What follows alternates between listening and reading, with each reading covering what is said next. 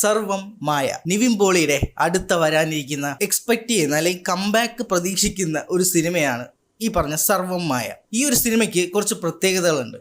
ഒന്ന്, ഇത് നിവിൻ പോളി ചിത്രമാണ്. അങ്ങനെ എപ്പോഴും സംഭവിക്കുന്ന ഒരു കാര്യമല്ല നിവിൻ പോളി സിനിമ എന്ന് പറയുന്നത്. ഒരുപാട് സിനിമകൾ ഇങ്ങനെ അനൗൺസ് ചെയ്യും, പക്ഷേ നമുക്ക് എപ്പോഴെങ്കിലുമൊക്കെ ആയിരിക്കും അങ്ങനെ ഒരു സിനിമ സംഭവിക്കുന്നത്. കഴിഞ്ഞ വർഷങ്ങൾക്ക് ശേഷം വരെ, അതിന് മുമ്പ് വരെ വന്നിട്ടുള്ള നിവിൻ പോളി ചിത്രങ്ങൾ എടുത്ത് നോക്കുകയാണെങ്കിൽ നമ്മൾ എക്സ്പെക്ട് ചെയ്യുന്ന പോലത്തെ ഒരു നിവിൻ ക്യാരക്ടർ അല്ലായിരുന്നു അതൊന്നും. വർഷങ്ങൾക്ക് ശേഷമാണ് നിവിൻ്റെ കംബാക്ക് എന്ന് പറഞ്ഞിരുന്നിട്ട് നമുക്ക് കിട്ടിയ ആ ഒരു നിവിൻ്റെ ആ ഒരു പവർ നമുക്ക് കാണാൻ പറ്റിയത് ആ ഒരു സിനിമയിൽ ആ ഒരു സെക്കൻഡ് ഹാഫിൽ വരുന്ന ആ ഒരു കുറച്ച് പോർഷൻസിലാണ്. ഇത്രയും പിടിച്ചു നിർത്തിയത് തന്നെ നിവിൻ പോളി എന്ന് പറഞ്ഞ ആക്ടർ ആണെന്നുള്ളതാണ് എല്ലാവരും പറഞ്ഞത്. അപ്പോൾ അതിൽ നിന്ന് തന്നെ നമുക്ക് മനസ്സിലാക്കാം നിവിൻ എന്ന് പറയുന്ന ആ ഒരു ആക്ടറിൻ്റെ ആ ഒരു തിരിച്ചു വരവ്. നമ്മുടെ ഭാഷയിൽ ഇപ്പോൾ കംബാക്കിൻ്റെ ഒരു സീസണാണ്. ഇപ്പോൾ ദിലീപിൻ്റെ ഒരു കംബാക്ക് ഇപ്പോൾ അങ്ങോട്ട് കഴിഞ്ഞതേ ഉള്ളൂ. ഈ ഒരു കംബാക്ക് എല്ലാവരും എക്സ്പെക്ട് ചെയ്തിരിക്കുന്ന ഒരാളാണ് നമ്മൾ നിവിൻ പോളി. നമ്മൾ വീഡിയോസൊക്കെ കണ്ട് സപ്പോർട്ട് ചെയ്താൽ മാത്രം പോരാ, നിങ്ങൾക്ക് ഈ വീഡിയോസ് ഇനിയും കിട്ടണം എന്നുണ്ടെങ്കിൽ ആ സബ്സ്ക്രൈബ് ബട്ടൺ നിങ്ങൾ അമർത്തിയിട്ടുണ്ടോ എന്നുള്ളത് ഒന്ന് കൺഫേം ആക്കുക. ഒപ്പം ആ ഒരു ഹൈപ്പും കൂടെ ഒന്ന് ക്ലിക്ക് ചെയ്തേക്ക് കാര്യങ്ങളിലേക്ക് കിടക്കാം. പ്രേമം സിനിമയ്ക്ക് ശേഷം സെലക്ട് ചെയ്ത ആ ഒരു ലൈനപ്പിൽ നിവിൻ്റെ കംഫർട്ട് സോണിലുള്ള വടക്കൻ സെൽഫി, പ്രേമം, തട്ടത്തി മറയത്ത്, ഓം ശാന്തി ഓശാന ഇത്തരത്തിലുള്ള ഫോർമാറ്റ് സിനിമകളിലേക്ക് തന്നെ കണ്ടിന്യൂ ചെയ്ത് വന്നിട്ടുണ്ടായിരുന്നുവെങ്കിൽ ഇന്ന് നമ്മളുടെ പല യങ് ആക്ടേഴ്സിൻ്റെയും മെകളിൽ നിൽക്കുന്ന ഒരു ആക്ടർ ആയിരുന്നു നിവിൻ പോളി. പ്രേമത്തിന് ശേഷം നിവിൻ സെലക്ട് ചെയ്ത പല സിനിമകളും നമ്മുടെ മമ്മൂക്ക ഇപ്പോൾ ചെയ്യുന്ന പോലെ തന്നെ കുറച്ച് വെർസറ്റൈൽ ആയിട്ടുള്ള ക്യാരക്ടേഴ്സിനെ ചൂസ് ചെയ്യാൻ വേണ്ടിയിട്ട് ഒന്ന് ശ്രമിച്ചതാണ് ആശാന് പറ്റിയ ആ ഒരു മെയിൻ പ്രശ്നം എന്ന് പറയുന്നത്. എനിക്ക് തോന്നുന്നു പ്രേമം എന്ന സിനിമയുടെ ആ ഒരു ഹ്യൂജ് സക്സസ് നമ്മളുടെ നാട്ടിൽ മാത്രമല്ല തമിഴ്നാട്ടിലും അത്രത്തോളം അത് അഫക്റ്റ് ചെയ്തിട്ടുണ്ടായിരുന്നു. ആ ഒരു ക്യാരക്ടറിന് ഒരുപാട് ലേയേഴ്സ് ഉണ്ട്. അതുപോലെ തന്നെ 3 കാലഘട്ടങ്ങളിലായിട്ട് മൂന്ന് നമുക്ക് റിലേറ്റബിൾ ആയിട്ടുള്ള ടൈപ്പ് ഒരു ക്യാരക്ടർ ചെയ്തിട്ട് അതിലൂടെ കിട്ടിയ ആ ഒരു ഫാൻസിന് നെക്സ്റ്റ് ഫിലിം തന്നെ ഒരു വേറൊരു ടൈപ്പ് ക്യാരക്ടർ പോയി ചൂസ് ചെയ്തു. ആ ചൂസ് ചെയ്ത ആ ഒരു ഡിസിഷനാണ് പിന്നെ ഇങ്ങോട്ട് തുടങ്ങി ഒരുപാട് ക്യാരക്ടേഴ്സ് റോളുകൾ ഒരുപാട് സെലക്ട് ചെയ്തു. അതിപ്പോൾ ഈ തുറമുഖമായാലും മൂത്തോനായാലും ഇത്തരത്തിലുള്ള കുറച്ചും കൂടി ആക്ടർക്ക് പെർഫോം ചെയ്യാൻ പറ്റുന്ന രീതിയിലുള്ള, ഞാൻ നേരത്തെ പറഞ്ഞ പോലെ മമ്മൂക്ക സെലക്ട് ചെയ്യുന്ന പോലെ, അത് മമ്മൂട്ടി എന്നൊരു ആക്ടർ സെലക്ട് ചെയ്യുന്ന സമയത്ത് എപ്പോഴും കണ്ടന്റ് ക്വാളിറ്റി മാത്രമല്ല, അത് എങ്ങനെ പെർഫോം ചെയ്ത് സക്സസ്ഫുൾ ആയിട്ട് അത് കംപ്ലീറ്റ് ചെയ്ത് ചെയ്യാൻ പറ്റുമോ അത് ചെയ്യും. അതുകൊണ്ടാണ് നമുക്ക് ആ ഒരു ക്യാരക്ടർ ഇങ്ങനെ ഫ്ലോപ്പായി പോവാതെ ആ ഒരു ഇത് കീപ്പ് ചെയ്ത് ആ ഒരു ഗ്രാഫ് കീപ്പ് ചെയ്ത് അപ്പായിട്ട് കൊണ്ടുപോകാൻ പറ്റുന്നത്. നിവിനെ പോലൊരു ആക്ടറിന് ഒരു കംഫർട്ട് സോൺ ഉണ്ടായിരുന്നു. നിവിനെന്നല്ല, ഓൾമോസ്റ്റ് എല്ലാ ആക്ടേഴ്സിനും ഒരു കംഫർട്ട് സോൺ ഉണ്ടായിരിക്കും. അതുപോലെ തന്നെ നിവിനും ഉണ്ടായിരുന്ന ഒരു കംഫർട്ട് സോണാണ് റൊമാൻറ്റിക് കോമഡി. ഈ 2 ജേണേഴ്സിലും ഇറങ്ങിക്കഴിഞ്ഞാൽ അത് അഴിഞ്ഞാട്ടമാണ്. അതിനുള്ള ഒരുപാട് എക്സാമ്പിൾ ഫിലിംസുകളുണ്ട്. ഇപ്പോൾ റൊമാൻറ്റിക് ഫിലിംസ് എടുക്കുകയാണെന്നുണ്ടെങ്കിൽ ഇന്നും എൻ്റെ ഓൾ ടൈം ഫേവറേറ്റ് ആയിട്ടുള്ള ഒരേ ഒരു സിനിമ, ഞാൻ അങ്ങനെ സിനിമകളോ ഒന്നും ഫേവറേറ്റ് ആയിട്ട് പറയുന്നൊരു സിനിമ അങ്ങനത്തെ ഒരു ഫാനേ അല്ല ഞാൻ ഈ സിനിമകളെല്ലാം ഇഷ്ടപ്പെടുന്നതാണ്. അതിപ്പോൾ ഫ്ലോപ്പ് ആയാലും സക്സസ് ആയാലും എല്ലാം ഇഷ്ടപ്പെടുന്നതാണ്. പക്ഷേ ഒരു ഫേവറേറ്റ് ഫിലിം എന്നുള്ള രീതിയിൽ ഒരു സിനിമയും ഞാൻ അങ്ങനെ എടുത്ത് പറയാറില്ല. പക്ഷേ ഞാൻ ഏറ്റവും കൂടുതൽ തവണ കണ്ടിട്ടുള്ളതും എൻ്റെ ഫേവറേറ്റ് എന്ന് പറയുന്ന ഒരേ ഒരു സിനിമ അത് തട്ടത്തി മറയത്ത് മാത്രമാണ്. അതൊരു നിവിൻ പോളി സിനിമ ആയതുകൊണ്ടാണോ എന്നൊന്നും അങ്ങനെയൊന്നുമില്ല. പക്ഷേ ആ സിനിമയ്ക്കകത്തുള്ള ഒരു മാജിക്ക്, അത് ഓരോരുത്തർക്കും ഓരോ സിനിമയ്ക്കകത്തും ഒരു മാജിക് ഉണ്ടാവും. ആ ഒരു മാജിക് ഒരുപക്ഷെ അവർക്ക് റിലേറ്റബിൾ ആയിരിക്കാം, ഒരുപക്ഷെ അതിനകത്തുള്ള ഇമോഷൻസ് അവർക്ക് അത്രത്തോളം കണക്റ്റ് ആയിട്ടുണ്ടാവാം.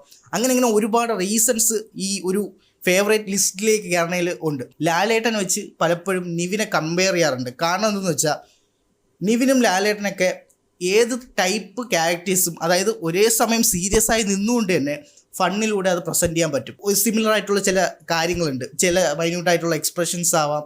ഇതൊന്നും വേറെ ആക്ടേഴ്സിൽ കാണാൻ പറ്റാത്ത തരത്തിലുള്ള ചില എക്സ്പ്രഷൻസും യുണീക്കായിട്ടുള്ള ഫീച്ചേഴ്സും കാര്യങ്ങളൊക്കെ ഉള്ള ഒരു ആക്ടറും കൂടിയാണ് നിവിൻ.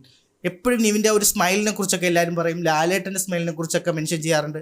ഇത്തരത്തിലുള്ള ആ ഒരു സിമിലാരിറ്റി ഇവർ തമ്മിൽ കമ്പയർ ചെയ്യുന്ന ഇവർ രണ്ടും 2 ദിക്കിൽ കിടക്കുന്ന ആക്ടേഴ്സ് ആണെങ്കിൽ പോലും നിവിൻ ചെയ്ത ചില റോളുകൾ വേറെ ആരൊക്കെ വന്ന് ചെയ്താലും ആ ഒരു മൈന്യൂട്ടായിട്ടുള്ള എക്സ്പ്രഷൻസും കാര്യങ്ങളൊക്കെ ഒന്നും അതിൽ കിട്ടില്ല. അതിനൊക്കെ നല്ല എക്സാമ്പിൾസാണ് ലവ് ആക്ഷൻ ഡ്രാമ, അങ്ങനെയുള്ള എല്ലാ സിനിമകളിലും നിവിൻ ചെയ്തിരിക്കുന്ന ആ ഒരു ക്യാരക്ടർ. ഉമേഷിനെയൊക്കെ നമുക്ക് ഇപ്പോഴും ആ ഒരു ട്രെയിനിൽ വെച്ചുള്ള കുറേ സീക്വൻസ് ആയാലും ആ ഒരു ഷോർട്ട് ഫിലിം എടുക്കുന്നതിനെ കുറിച്ച് ഡിസ്കസ് ചെയ്യുന്ന അജുവും നിവിനുമായിട്ട് ഡിസ്കസ് ചെയ്യുന്നതായാലും ഇതൊക്കെയെന്ന് പറയുന്നത് അത് മറ്റൊരു ആക്ടർ ചെയ്യുകയാണെന്നുണ്ടെങ്കിൽ നമുക്ക് അവർ അഭിനയിക്കുകയാണല്ലോ എന്ന് തോന്നും.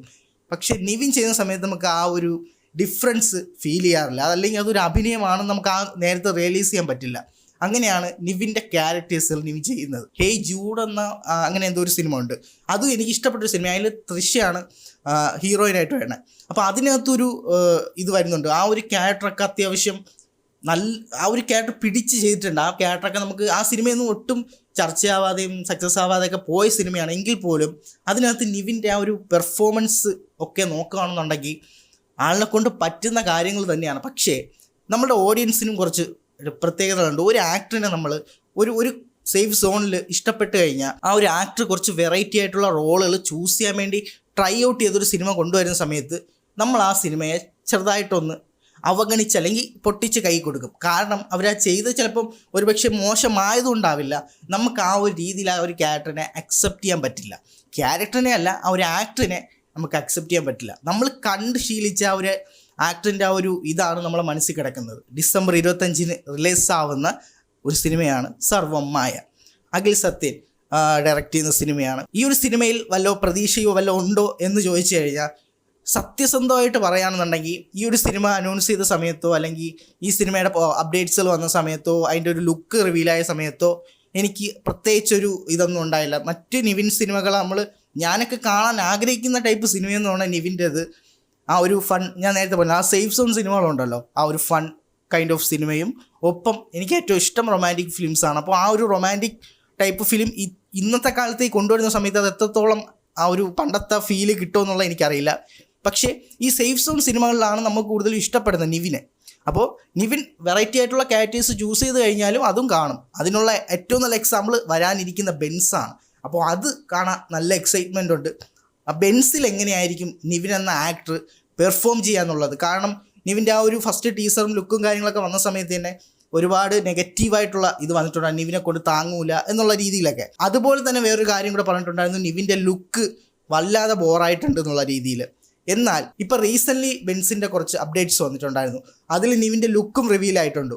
എന്നാൽ ആ ലുക്കും നമ്മൾ അന്ന് ടീസറിൽ കണ്ട ആ ഒരു ലുക്കും കൂടെ വെച്ച് കമ്പയർ ചെയ്യുമ്പം എത്രത്തോളം ബെറ്റർ ആയിട്ടുള്ള ലുക്കാണ് ഇപ്പോൾ വന്നിട്ടുള്ളത്. അപ്പോൾ അതിൽ നിന്ന് കുറേ പോളിഷ്ഡ് ആയിട്ടുള്ള കുറേ കൂടെ വൃത്തിയുള്ള ലുക്ക് നമുക്ക് ഇപ്പോൾ ഫീൽ ചെയ്യുന്നുണ്ട്. അപ്പോൾ അതവർ സിനിമയ്ക്ക് വേണ്ടി എടുക്കുന്നതും പെട്ടെന്ന് ഒരു അപ്ഡേറ്റ് പുറത്ത് വിടാൻ വേണ്ടി എടുക്കുന്നതും ഡിഫറൻസ് ഉണ്ട്. അപ്പോൾ ഇതുപോലെ തന്നെ നിവിൻ എന്ന ഈ ഒരു ആക്ടർ ഇനി ആ സിനിമയ്ക്കകത്ത് പെർഫോം ചെയ്യുമ്പോൾ ഇതിന് മുമ്പ് ഈ നിവിനെ കൊണ്ട് താങ്ങില്ല എന്ന് പറഞ്ഞവരൊക്കെ ഒരുപക്ഷെ തിരുത്തിയും പറയുമായിരിക്കാം. ഇനി വരാൻ പോകുന്ന ഒരു മലയാള സിനിമ എന്ന് പറയുന്നത് സർവം മായയാണ്. അപ്പോൾ ഇതിന് എനിക്ക് വളരെ എക്സ്പെക്റ്റേഷനോ കാര്യങ്ങളോ ഒന്നും ഇല്ലായിരുന്നു പേഴ്സണലി പറയുകയാണെന്നുണ്ടെങ്കിൽ. പക്ഷേ ഇതിൻ്റെ ഒരു സോങ് ഇന്നലെ റിലീസായി. ആ സോങ് റിപ്പീറ്റ് ചെയ്യാൻ തുടങ്ങി. ആ റിപ്പീറ്റ് ചെയ്ത് കേൾക്കാം. കാരണം അതിനകത്ത് കുറേ വിഷ്വൽസ് ഉണ്ടല്ലോ, ആ ഒരു നിവിൻ ആ ഒരു ബാക്ക്ഗ്രൗണ്ടിൽ വരുന്ന കുറേ വിഷ്വൽസ് ആ സോങ്ങിലുണ്ട്. ആ വിഷ്വൽസ് എനിക്ക് പെട്ടെന്ന് കത്തിയത് തട്ടത്തി മറയത്തിൽ ഇതേപോലത്തെ കുറച്ച് വിഷ്വൽസ് ഉണ്ട് ആ ഒരു സോങ്ങിൻ്റെ അകത്ത്. ഇതേപോലെ പുറകിൽ വന്ന് നിൽക്കുന്ന അതേ രീതിയിലുള്ള കുറച്ച് വിഷ്വൽസ് ഇതിനകത്ത് വരുന്നുണ്ട്. ഒപ്പം ഏറ്റവും കൂടുതൽ ഇഷ്ടപ്പെടുന്ന ഒരു കോംബോ ഉണ്ട്. നമ്മൾ മോഹൻലാൽ, ജഗതി, ശ്രീനിവാസൻ ഇങ്ങനെ പറഞ്ഞ് കുറേ കോംബോകൾ നമ്മൾ പണ്ട് തൊട്ടേ നമ്മൾ ഇഷ്ടപ്പെടുന്നില്ലേ, ദിലീപ്, ഹരിശ്രീ അശോകൻ, സലീം കുമാർ. അത്തരത്തിൽ നമ്മളുടെ യുവക്കൾക്ക് അല്ലെങ്കിൽ നമ്മളുടെ ഇന്നത്തെ തലമുറയ്ക്ക് കുറേ കൂടി കണക്റ്റ് ആവുന്ന ടൈപ്പ് ഒരു കോംബോയാണ് അജു നിവിൻ. ഈ രണ്ട് ക്യാരക്ടേഴ്സ് തമ്മിൽ വരുന്ന ഒരു കോംബോ നമ്മൾ ലവ് ആക്ഷൻ ഡ്രാമയിലാണ് ലാസ്റ്റായിട്ട് കണ്ടത്. അപ്പോൾ ആ രീതിയിലൊരു കോംബോ വീണ്ടും തിരിച്ചു വരികയാണ്. ഒപ്പം ഇതുപോലൊരു റൊമാൻറ്റിക് ട്രാക്കും നിവിൻ അജു ഒരു കോംബോയും പിന്നെ ഒരു വെറൈറ്റി ആയിട്ടുള്ളൊരു തീം വരുന്ന സിനിമ. ഈ സിനിമ ഒരിക്കലും ഒരു റൊമാൻറ്റിക് സിനിമയോ ഒന്നും ആണെന്ന് എനിക്ക് തോന്നുന്നില്ല. പക്ഷേ ഈ ഒരു സോങ് കണ്ട സമയത്ത് ഒരു റൊമാൻറ്റിക് വൈബ് ഫീൽ ചെയ്തു. അതിന് റൊമാൻറ്റിക് വല്ല സംഭവം ആണോ എന്നുള്ളതൊന്നും അറിയില്ല, അത് വേറെ കാര്യം. അഖിൽ സത്യം എന്ന ഡയറക്ടർ പാച്ചുവും അത്ഭുത വിളക്കുവോ ആ ഒരു സിനിമയും അത്യാവശ്യം ഫണ്ണായിട്ടുള്ള ഒരു നമുക്കൊരു എൻ്റർടൈനിങ് ആയിട്ടുള്ള സിനിമയാണ്. അപ്പോൾ അത്തരത്തിലുള്ളൊരു സിനിമ എടുത്ത ഒരു ഡയറക്ടറിൻ്റെ നിവിനെ അജുവിനും കോംബോ ആക്കിക്കൊണ്ടുള്ളൊരു സിനിമ എന്തായാലും ഓവർ എക്സ്പെക്റ്റേഷൻ ഒന്നും കൊടുക്കുന്നില്ല. ഇതൊരു നല്ലൊരു എൻ്റർടൈനിങ് ആയിട്ടുള്ള നമ്മളെ വടക്കൻ സെൽഫിയും അത്തരത്തിൽ നമ്മൾ എൻജോയ് ചെയ്തോളത്തെ ഒരു സിനിമയായിട്ട് മാറും എന്നാണ് എൻ്റെ ഒരു പ്രതീക്ഷ. അപ്പോൾ ഈ ഒരു സോങ് വന്നതിന് ശേഷം അതിനകത്തുള്ള ആ ഒരു വിഷ്വൽസ് ആയാലും അതിനകത്തുള്ള ആ ഒരു സോങ് ആയാലും നല്ല സോങ് ആയിരുന്നു, എനിക്ക് അതും ഇഷ്ടപ്പെട്ടു. അപ്പോൾ ആ രീതിയിൽ എനിക്ക് ഇപ്പോൾ കുറച്ച് എക്സ്പെക്റ്റേഷൻ ഈ ഒരു സിനിമയെക്കുറിച്ച് വരുന്നുണ്ട്. അതുപോലെ തന്നെ ഒരു വെബ് സീരീസും ഇറങ്ങുന്നുണ്ട്, ഫാർമ എന്ന് പറഞ്ഞിട്ട്. ലാലേട്ടനും വിനീത് ശ്രീനിവാസൻ്റെ ഡയറക്ഷനിൽ നിവിൻ പോളി ഒത്തൊരു സിനിമ വരുന്നു എന്നുള്ളൊരു റൂമറൊക്കെ കേൾക്കുന്നുണ്ട്. അത് എത്രത്തോളം കൺഫേം ആണെന്ന് അറിയില്ല. എന്തായാലും നിവിൻ എന്ന ആക്ടർ ഇപ്പോൾ ഞാൻ പറഞ്ഞതുപോലെ തന്നെ പ്രേമത്തിന് ശേഷം നിവിൻ ചൂസ് ചെയ്ത സിനിമകൾ ആ ഒരു ഡിസിഷൻ നിവിൻ ഒന്ന് കറക്റ്റ് ചെയ്ത് വന്നിട്ടുണ്ടായിരുന്നുവെങ്കിൽ ഇന്ന് നമ്മൾ ദുൽഖറിനെയൊക്കെ പിടിച്ചു നിർത്തിക്കുന്ന ഒരു സ്റ്റേജ് ഉണ്ട്. അതിൻ്റെയൊക്കെ മുകളിൽ വന്ന് നിൽക്കേണ്ട ഒരു ആക്ടറും കൂടിയാണ് നിവിൻ പോളി എന്ന് പറഞ്ഞ ആക്ടറിൻ്റെ പെർഫോമൻസും ആ ഒരു ക്യാരക്ടറിനെ എങ്ങനെയാണ് പുൾ ഓഫ് ചെയ്യുന്നത്, അതിപ്പം നമ്മൾ ആക്ടിങ് സൈഡ് വെച്ചിട്ട് നമ്മൾ ദുൽഖറിനെ നിവിനെയൊക്കെ കമ്പയർ ചെയ്ത് നോക്കുന്ന സമയത്ത് നിവിൻ ചെയ്യുന്ന ക്യാരക്ടേഴ്സ് ഒരിക്കലും ദുൽഖറിനും ആ ഒരു രീതിയിൽ പ്രസൻറ്റ് ചെയ്ത് എടുക്കാൻ പറ്റില്ല. ഇവർ തമ്മിലുള്ള കോംബോയൊക്കെ നമ്മൾ ബാംഗ്ലൂർ ഡേയ്സിലൊക്കെ കണ്ടതാണ്. കുറച്ച് സിനിമകൾ തന്നെ നമുക്ക് ഇനി വേണമെങ്കിൽ എക്സാമ്പിളായിട്ട് നോക്കിയാൽ മതി. 1983 ആ ഒരു ക്യാരക്ടർ, അതുപോലെ തന്നെ ആക്ഷൻ ഹീറോ ബിജുവിലെ ആ ഒരു ക്യാരക്ടർ, ഹേയ് ജൂഡ് എന്ന് പറയുന്ന ആ സിനിമയ്ക്കകത്തുള്ളൊരു ക്യാരക്ടർ, അതുപോലെ തന്നെ മൂത്തോൻ. ഇങ്ങനെ നോക്കുകയാണെന്നുണ്ടെങ്കിൽ പല സിനിമകളും ഫ്ലോപ്പായി പോയ സിനിമകളും ഹിറ്റായ സിനിമകളും നമ്മളെടുത്ത് കമ്പയർ ചെയ്യുകയാണെന്നുണ്ടെങ്കിൽ നിവിൻ എന്ന ആക്ടർ എല്ലാ സ്റ്റേജിലും എങ്ങനെയൊക്കെയാണ് ഞാൻ പെർഫോം ചെയ്യുന്നതെന്നുള്ളത് പ്രൂവ് ചെയ്തിട്ടുണ്ട്. പല ആക്ടേഴ്സിനും ചില വീക്ക് പോയിന്റുകളുണ്ട്, പക്ഷേ നിവിൻ എന്ന ആക്ടറിന് എനിക്ക് അങ്ങനെ ഒരു വീക്ക് പോയിന്റ് ഉള്ളതായിട്ട് ഫീൽ ചെയ്യാറില്ല. അതായത് ഏത് റോളും ആശ നല്ല വൃത്തിക്ക് ചെയ്യും. ജേക്കബിൻ്റെ സ്വർഗരാജ്യം, നിവിൻ പോളി സിനിമകൾ നമ്മൾ പിന്നിലോട്ട് നോക്കുന്ന സമയത്ത് ഒരു സിനിമ പോലും നമ്മൾ ഈ റീസെൻ്റ്ലി വന്നിട്ടുള്ള ആ പൊട്ടിപ്പോയ സിനിമകളിൽ കുറച്ച് സിനിമകൾ മാറ്റി നിർത്തി നോക്കുകയാണെന്നുണ്ടെങ്കിൽ നിവിൻ്റെ ഒരു സിനിമകളും നമ്മൾ മറക്കില്ല. അതിനകത്തുള്ള ആ ഒരു ക്യാരക്ടറിൻ്റെ മുഖം നമ്മൾ മനസ്സിൽ വരും. പിന്നെ എനിക്ക് കൂടുതലും നിവിൻ പോളിയുടെ പേഴ്സണലി കാണാൻ ആഗ്രഹിക്കുന്ന സിനിമകൾ റൊമാൻറ്റിക് ഫിലിംസാണ്. അതുപോലെ തന്നെ ആ ഒരു കോമഡി, അജു വർഗീസുമായിട്ടുള്ള ആ ഒരു കോമ്പിനേഷൻ, ഇതൊക്കെ ആണ് എന്നെ പേഴ്സണലി ഇത് ചെയ്യുന്നത്. നിങ്ങൾക്ക് ഡിഫറെൻ്റ് ആയിരിക്കാം. നിങ്ങൾക്ക് നിവിൻ പോളി എന്ന ആക്ടറിൻ്റെ ഏറ്റവും ഇഷ്ടപ്പെട്ട ആ ഒരു സിനിമ ഏതാണെന്നുള്ളത് നിങ്ങൾ പറയുക. റീസെൻറ്റ് വീഡിയോസ് ഞാൻ ഇവിടെ കൊടുത്തിട്ടുണ്ട്. നമ്മുടെ സെക്കൻഡ് ചാനലിലെ 4ാമത്തെ എപ്പിസോഡ് വീഡിയോ ഞാൻ ഇവിടെ അതും കൂടി കൊടുത്തേക്കാം.